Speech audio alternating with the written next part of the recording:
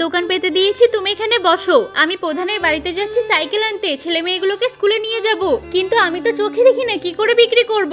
আরে মা, তুমি এত চিন্তা করছো কেন? আজকালকার জামানার মানুষ অনেক ভালো, মাল নেবে টাকা দেবে, তুমি শুধু টাকাগুলো তোমার কাছে রেখে দিও। ঠিক আছে বাবা, তুই তাহলে সাবধানে যা, আমি এখানে বসে আছি। এই চুপ কর, কান্না করিস না। কি বাজি নিবি সেটা দেখা। তোমাদের কি লাগবে বলো? এই কি বাজি নেবে? এইগুলো নেব। এই এত বড় বড় নিতে হবে না, ছোট্ট ছোট্ট বাজি নে। এত টাকা আছে নাকি আমার কাছে? এগুলো নিলেই হবে। দাদি বলো কয় টাকা দেবো? আমি তো দেখতে পারি না, তোমরা বলো কয় টাকা জিনিস নিয়েছো। হ্যাঁ দাদি দেখতে পারে না? সত্যিই তো দেখতে পারে না। চল তাহলে এখান থেকে বেশ কিছু জিনিস চুরি করে নি। আরে বাবা কি করছো কি? এই চুপ কর তো। দাদি দুটো তারাকাটি নিয়েছি, একটা বাজি নিয়েছি, তোমার 50 টাকা হয়েছে। হ্যাঁ হ্যাঁ 50 টাকা। ঠিক আছে আমরা তাহলে গেলাম।